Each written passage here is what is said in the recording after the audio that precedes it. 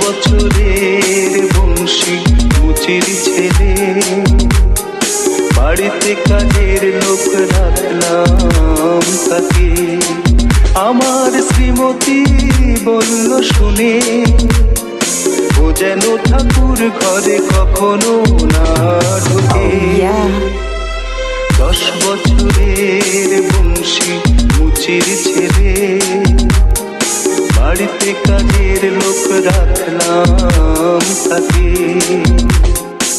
DJ RB